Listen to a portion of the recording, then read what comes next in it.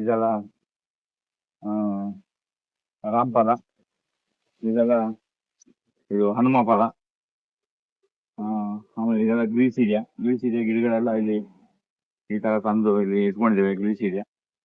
ಗ್ರೀಸಿಡಿಯಾ ತಂದು ಇಟ್ಕೊಂಡು ಇವಾಗ ನಮ್ಗೆ ಯಾವಾಗ ಬೇಕೋ ಆ ತರ ಗ್ರೀಸಿಡಿಯಾನ ಇದನ್ನ ನಡ್ಬೋದು.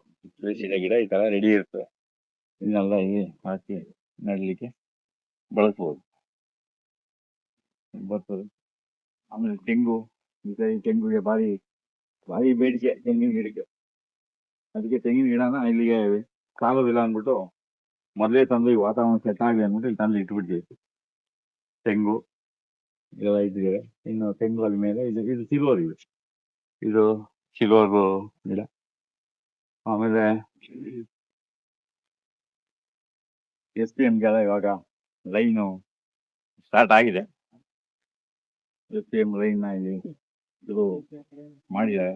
ಹೀಗೆ SPM ಇಲ್ಲಿ ಬೇರಿಂದ 4 ಅಡಿ ಒಳಗಡೆ ಇಲ್ಲಿ SPM ಅಲ್ಲಿ ಇಲ್ಲಿ ಹೊಂಗೆ ಮತ್ತೆ ಪಾರಿಜಾತ ಇಲ್ಲಿ ಬರುತ್ತೆ. 8 ಅಡಿಗೆ ಒಂದು ಪಾರಿಜಾತ ಹೊಂಗೆ ಈಗ ಲೈನ್ ಮಾಡ್ಕೊಂಡು ಹೋಗ್ತಾ ಇದ್ದಾರೆ. ಈ ಲೈನ್ ಆದ್ಮೇಲೆ ಅದಕ್ಕೆ ಗುಂಡಿಯೆಲ್ಲ ತೆಗೆದು ಬೇರೆ ಬೇರೆ ಗಿಡಗಳನ್ನ ಇಲ್ಲಿ ಹಾಕಿ ಮಾಡ್ತಾರೆ. ಆಮೇಲೆ ನಾವು ಇಲ್ಲಿಗೆ ನಡ್ಲಿಕ್ಕೆ ಮೊದಲೇನೆ 1 ತಿಂಗಳು 2 ತಿಂಗಳು ಮೊದಲೇನೆ ನಾವು ಎಲ್ಲಾ ತರದ ಗಿಡಗಳನ್ನ ತಂದು ಇಟ್ಬಿಡ್ತೇವೆ.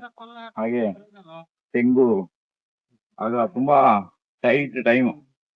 ತೆಂಗಿನ ಗಿಡಕ್ಕೆ ವಿಪರೀತ ಬೇಡಿಕೆ. ನರ್ಸರಿಯಲ್ಲಿ ಇಟ್ರೆ, ಗೋಶಾಲೆಯಲ್ಲಿ ಇಟ್ಬಿಟ್ರೆ ಅದೆಲ್ಲ ಬಂದು ನಮಗ್ ಕೊಡಿ ಅಂತೆಲ್ಲ ಕೇಳ್ತಾರೆ.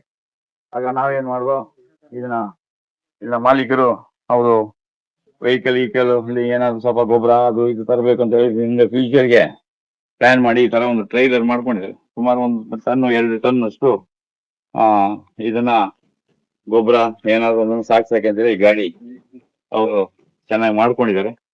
ತಪ್ಪು ಟೈರ್ ಎಲ್ಲ ಹಾಕಿದ್ದಾರೆ. ಬಹಳ ಸ್ಟೈಲ್ ಆಗಿ ಇದೆ ಇದು ಗಾಡಿ. ಇದು ಸ್ಮಾಲ್ ಟ್ರೈಲರ್ ತರ ನಾವು ಅದನ್ನ ಇಲ್ಲಿ ಬಳಸ್ಕೊಳ್ಬಹುದು. ಅದೇ ರೀತಿ ಇಲ್ಲಿ ಡ್ರಮ್ಗಳನ್ನೆಲ್ಲ ಒಂದು 50-60 ಡ್ರಮ್ನ ಇಲ್ಲಿ ತಂದು ಇಟ್ಟಿದ್ದೇವೆ.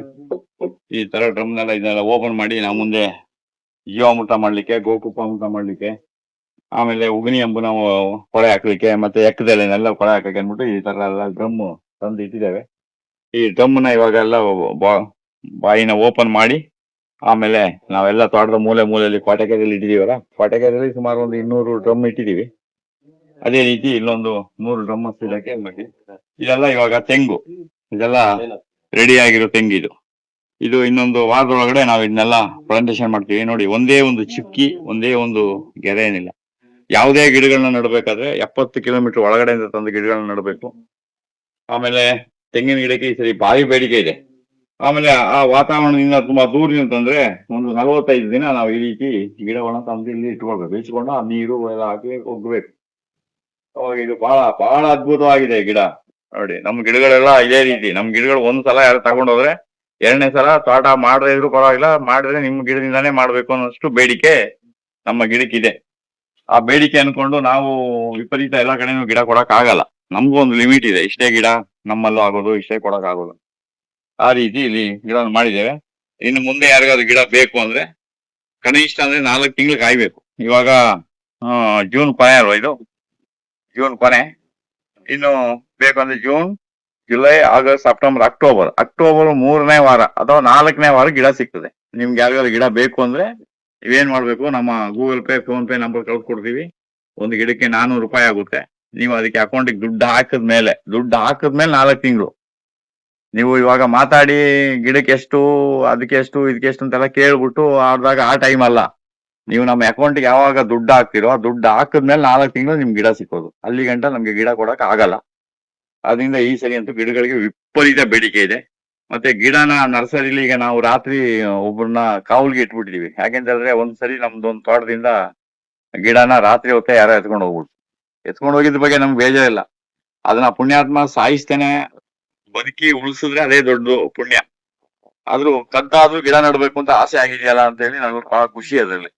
ಅವ್ನು ಕದ್ಕೊಂಡು ಹೋಗ್ಬಿಟ್ಟ ಅಂತ ಹೇಳಿ ನಾನು ಯಾವತ್ತೂ ಚಿಂತೆನೆ ಮಾಡಿಲ್ಲ.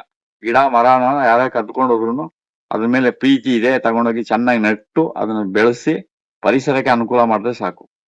ಅದೊಂದು ಸಂತೋಷ. ಆದ್ರೆ ಕೆಲವೊಮ್ಮೆ ಯಾರೋ ಪಾರ್ಟಿಗಳ ಹತ್ರ ದುಡ್ಡು ಇಸ್ಕೊಂಡ್ಬಿಟ್ಟಿರ್ತೀವಿ, ಆ ಟೈಮ್ ಸರಿಯಾಗಿ ಕೊಡಕ್ಕಾಗಲ್ಲ. ಅದೊಂದು ನೋವೊಂದು ಬಿಟ್ರೆ ಇನ್ನ ಅವ್ನು ಕದ್ಕೊಂಡು ಹೋಗಿದ್ರ ಬಗ್ಗೆ ನಮ್ಗೆ ಚಿಂತೆ ಇಲ್ಲ. ಕದ್ದಾದ್ರೂ ಗಿಡ ನೆಡ್ಬೇಕು ಅನ್ನೋಷ್ಟು ಆಸೆ ಆಗಿದೆಯಲ್ಲ, ಅದಕ್ಕೊಂದು ನಮ್ಗೊಂದು ಸಮಾಧಾನ.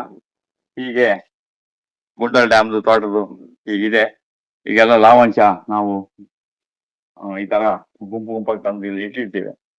ಈ ತರ ಎಲ್ಲ ಬಹಳ ಹುಷಾರಾಗಿ ನೀವು ಕೆಲಸ ಮಾಡ್ಬೇಕು. ಒಂದ್ಸಲ ಇಲ್ಲಿ ನಮ್ಮ ಲಾವಂಚ ಗಿಡದಲ್ಲಿ ಯಾರೋ ನಮ್ಮ ಕಾರ್ಮಿಕರು ಕೆಲಸಕ್ಕೆ ಹಾಕಿದಾಗ ಏನೋ ಒಂದು ಹಾವು ಸ್ವಲ್ಪ ಸಮಸ್ಯೆ ಆಯ್ತು. ಆ ತರ ಯಾರಿಗೂ ಆಗ್ಬಾರ್ದು. ನೀವೀಗ ಎಲ್ಲ ನಿಮ್ ಜಮೀನಲ್ಲಿ ಸ್ವಲ್ಪ ಶಬ್ದ ಮಾಡ್ಕೊಂಡು ಜಾಗ ಎಲ್ಲ ಕ್ಲೀನ್ ಮಾಡ್ಕೊಂಡು ಕೆಲಸದವ್ರಿಗೆ ಸ್ವಲ್ಪ ಎಚ್ಚರಿಕೆ ಹೇಳಿ ನೀವು ಮಾಡ್ಬೇಕು. ಇಲ್ಲದಿದ್ರೆ ತುಂಬಾ ಅನಾಹುತ ಆಗುತ್ತೆ. ಹಾಗೆ ನಮಗೆ ತುಂಬಾ ಖರ್ಚಾಯ್ತು. ಹಾಸ್ಪಿಟಲ್ಗಳು ಅಷ್ಟೇ ವಿಪರೀತ ದುಬಾರಿ ಆಗ್ತಾ ಇದೆ. ಅವನು ಬರೀ ಸಣ್ಣದಾಗಿ ಒಂದು ಹಾವು ಅಟ್ಯಾಕ್ ಮಾಡಿದ್ರಿಂದ ಸುಮಾರು ಹಾಸ್ಪಿಟ್ಲಿಗೆ ಒಂದು 30, 40, 50 ಸಾವಿರದ ಗಂಟನೂ ಅದು ಖರ್ಚಾಯ್ತು. ಒಂದೊಂದು ಹಾಸ್ಪಿಟ್ಲ್ಗಳು ಸರ್ವಿಸ್ ಅಂತ ಹಾಕೊಂಡಿರ್ತಾರೆ. ಒಂದೊಂದು ಇಂಜೆಕ್ಷನ್ 8,000, 10,000 ಅಂತ ಹೇಳಿ ಇಂಜೆಕ್ಷನ್ ಇರ್ತದೆ. ಸರ್ಕಾರನು ಯೋಚನೆ ಮಾಡ್ಬೇಕು. ಎಲ್ಲಾ ಸರ್ಕಾರಿ ಆಸ್ಪತ್ರೆಗಳಲ್ಲಿ ತುರ್ತುಗೆ ಸಂಬಂಧಪಟ್ಟಂತ ಔಷಧಿಗಳನ್ನ ನಾಯಿ ಕಚ್ಚಿದಕ್ಕೆ, ಹಾವು ಕಚ್ಚಿದಕ್ಕೆ ದಯಮಾಡಿ ಸರ್ಕಾರ ಇಂಥ ಕೆಲಸಗಳನ್ನ ಆಸ್ಪತ್ರೆಯಲ್ಲಿ 24 ಗಂಟೆ, ಅದರಲ್ಲೂ ರೈತ ಸಂಘದವರು ಇದ್ರ ಬಗ್ಗೆ ತುಂಬಾ ಹೋರಾಡ್ತಾ ಇದ್ದಾರೆ. ನಾನು ಕೇಳ್ಕೊಳ್ಳೋದು ಇಷ್ಟೇ, ಯಾವುದೇ ಸರ್ಕಾರಿ ಆಸ್ಪತ್ರೆಗಳು 24 ಗಂಟೆ ರೈತರಿಗಾಗಿ ನೀವು ಒಂದು ಕೆಲಸ ಮಾಡಿ. ಯಾರಿಗಾದ್ರೂ ಹಾವು ಕಚ್ಚಿದಾಗ ಅಥವಾ ಬೇರೆ ವಿಷ ಜಂತುಗಳು ಕಚ್ಚಿದಾಗ, ಆಮೇಲೆ ನಾಯಿ ಕಚ್ಚಿದಾಗ ಅಲ್ಲಿ ಎಲ್ಲಾ ಔಷಧಿನೂ ಉಚಿತವಾಗಿ ಸಿಕ್ಕುವಷ್ಟು ಪುಣ್ಯ ಕೊಡ್ಬೇಕು. ಅದು ತುಂಬಾ ದೊಡ್ಡ ಪುಣ್ಯದ ಕೆಲಸ. ಇದ್ರದ ಔಷಧಿನೇ ಇಟ್ಕೊಂಡು ಈಗ ಕೆಲವು ಖಾಸಗಿ ಹಾಸ್ಪಿಟಲ್ಗಳು ದುಬಾರಿ ಮಾಡಿ ತುಂಬಾ ಖರ್ಚು ಮಾಡ್ತಾರೆ. ಅಂತ ಟೈಮಲ್ಲಿ ಒಬ್ಬ ಸಣ್ಣ ಕಾರ್ಮಿಕನಿಗೆ ಏನಾದ್ರು ಹಾವು ಕಚ್ಚಿ ಅನಾಹುತ ಆಯ್ತು ಅಂದಾಗ ಸತ್ ಮೇಲೆ ಪರಿಹಾರ ಕೊಡೋದು ಬೇರೆ ವಿಷಯ. ಆದ್ರೆ ಬದುಕಿಸಬೇಕಾದ್ರೆ ಅವನಿಗೆ ಬೇಕಾದಂತ ಇಂಜೆಕ್ಷನ್ಗಳನ್ನ ಕನಿಷ್ಠ ಒಂದೊಂದು ತಾಲೂಕ್ನಲ್ಲಿ ಒಂದೊಂದು, ಪ್ರತಿ ಕರ್ನಾಟಕ ರಾಜ್ಯದ ಪ್ರತಿ ತಾಲೂಕ್ನಲ್ಲೂ ಒಂದೊಂದು ಹಾವು ಕಡಿತಕ್ಕೆ, ನಾಯಿಗಳ ಕಡಿತಕ್ಕೆ ಔಷಧಿಯನ್ನ 24 ಗಂಟೆ ಅಲ್ಲೇ ಸಿಕ್ಕುವಂಗ ಆಗ್ಬೇಕು. ಚೀಟಿ ಬರ್ಕೊಟ್ಟು ಒಂಥರ ಗಂಟೆ ಪ್ರಾಣ ಹೋಗ್ಬಿಡ್ತದೆ. ಅದರಿಂದ ಎಲ್ಲ ಔಷಧಿ ರೆಡಿ ಆಗಿರೋ ತರದೆಲ್ಲ ಮಾಡಿ ಇದೊಂದು ಒಳ್ಳೆ ಪುಣ್ಯದ ಕೆಲಸ.